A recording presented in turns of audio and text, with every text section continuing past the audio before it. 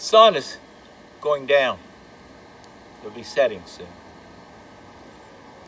For some of us, many people, it feels like the sun is setting on their lives. The sun is setting on their country.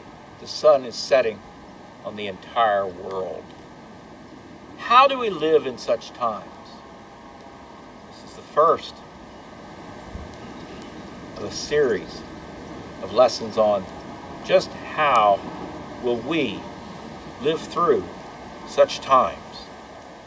This first one is picked to give a particular context of what has happened to us and to our world. An interest in the Savior's blood, died he for me, who caused his pain, for me who him to death pursued. I had to adjust the cameras because the light is changing. We have to adjust our lives because the world is changing. In order to adjust the cameras, I had to have a reference. In order to change our lives, we need to have a point of reference. The fourth chapter of Daniel, which I'm not going to read in this video in its entirety. I have just completed a video recently of an entire reading of the fourth chapter of Daniel, and you would do well at this point to stop if you haven't seen that and heard that already, to go and either read through the entire fourth chapter of Daniel yourself, or to watch that video, which there will be links above and below and around to find it.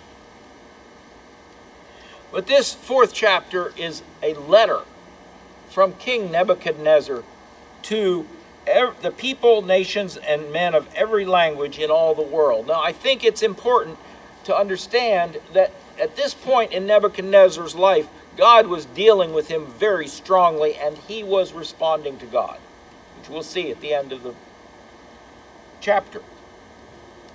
And so the choice of words that Nebuchadnezzar uses to introduce his letter, I believe, is important, because I believe that this letter is something that God wanted to go to all peoples, nations, and men of every language who live in all the world, and not just in King Nebuchadnezzar's kingdom or in his time, but for all time.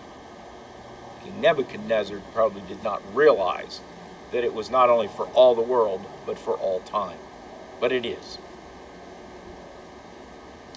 And it has a message that he learned, and it is repeated 3 or 4 times in this long and sometimes repetitive chapter. You see, he had this dream, and he wants to tell the world about the dream and how it was fulfilled.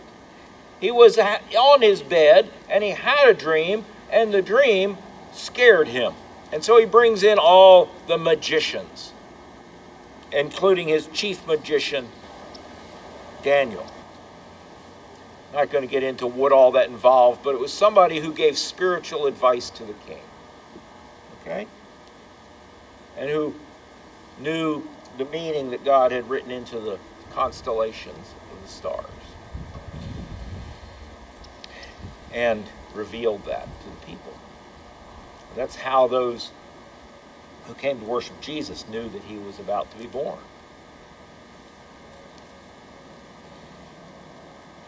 And Daniel was one of these Chaldeans, as they were called. He was the chief of them. And so he calls in the magicians, and none of them can interpret it except for Daniel. And so he tells Daniel this vision of this tree, this wonderful, beautiful tree that fills the earth, and how it was cut down. And its stump bound in iron. What does it mean it's stump bound in iron? Well, we were explaining that it meant that it would keep on living. It would not be destroyed altogether, but there may be more meaning. I don't know. Probably some meanings that I can't fathom here. But the meaning that is explained is that the roots would remain and he would live on, and that he would be restored, and that is what happened. But it says that the purpose of this cutting down that would happen to Nebuchadnezzar is so that he would learn this one important thing.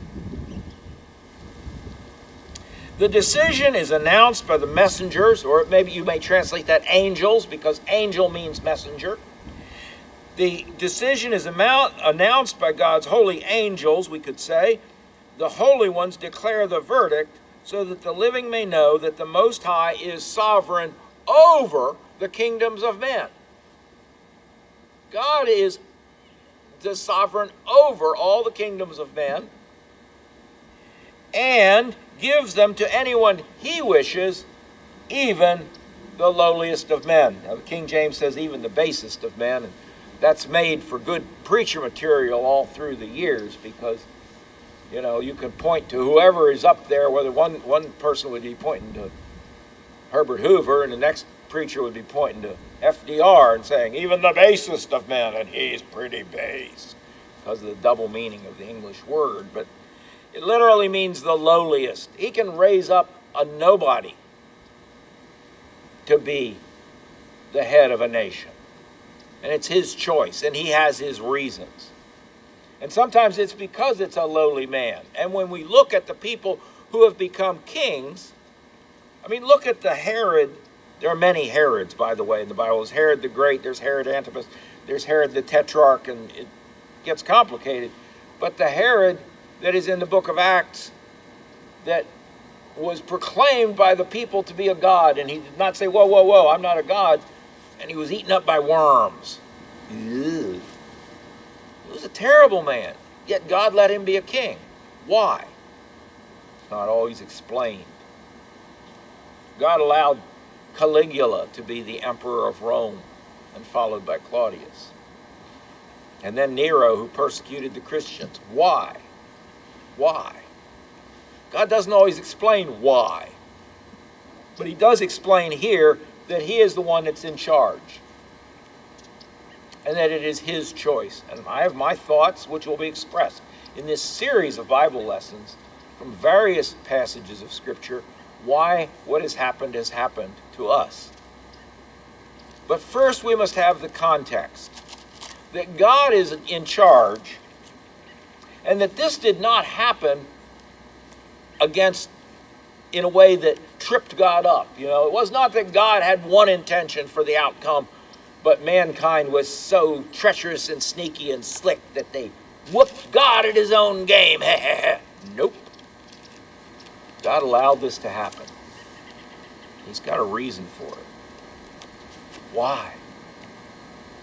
Why did God allow Hitler? Why did God allow Stalin?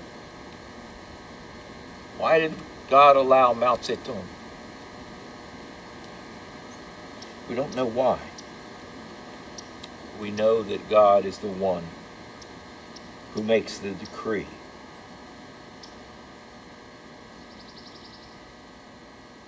And again, in the middle of the chapter, Daniel is explaining the dream to the king, and he says, "This is the interpretation, O king, and this is the decree the Most High has issued against my lord the king. You will be driven away from people, and will live with the wild animals, will eat grass like cattle, and be drenched with the dew of heaven. 7 times will pass by for you until you acknowledge that the Most High is sovereign over the kingdoms of men and gives them to anyone he wishes."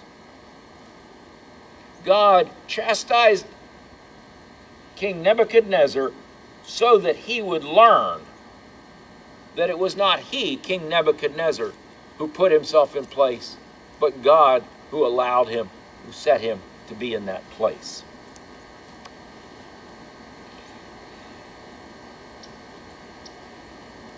Is that part of the problem? Is hubris overpowering pride part of the problem that has put us where we are now? We will do this. Look what we have done. We are in charge of this. Perhaps. The situation here, we've now in the middle of the chapter, and it's that we might know, that the king might know, that it is God who rules. So then King Nebuchadnezzar kind of ignores it, but after 1 year had passed and nothing had happened, he's in his gardens, the hanging gardens of Babylon, one of the wonders of the world, and he's saying, look at what I made. I did this. The moment he says, I did this, the voice from heaven, the words were still on his lips when a voice came from heaven. This is what is decreed against you, King Nebuchadnezzar. Your royal authority has been taken from you. And he goes crazy. It doesn't say right here he goes crazy. It just says he was driven out among the animals and lived like an animal eating grass. But the end of it, it says, my sanity returned. Became like the feathers of an eagle. Well, the eagle of that era is not the bald eagle, and it's not the golden eagle necessarily. Some translations translate it like the feathers of a vulture or a buzzard. But basically what it's saying is his hair after 7 years was in dreadlocks. That's what he's saying. It got matted into dreadlocks. Okay? And his nails were like claws. His fingernails were untrimmed like claws. At the end of that time, I, Nebuchadnezzar, raised my eyes toward heaven, and my sanity was restored, and I praised the God of heaven. And then he praises the God of heaven and says that God always does what is right. And that is where we need to end. At the time that my sanity was restored, my honor and splendor were returned to me for the glory of my kingdom. My advisors and nobles sought me out, and I was restored to the throne even greater than before. Now here is where we need to end. Now I, Nebuchadnezzar, praise and exalt and glorify the King of heaven, because everything he does is right, and all his ways are just. Whatever has happened to us is just. Justice is in it. And those who walk in pride, he is able to humble. What God has done is right and just. And we may not see all of the other side of the tapestry, but it is right and just. And as he says earlier, no one can hold back the hand of God or say to him, what have you done?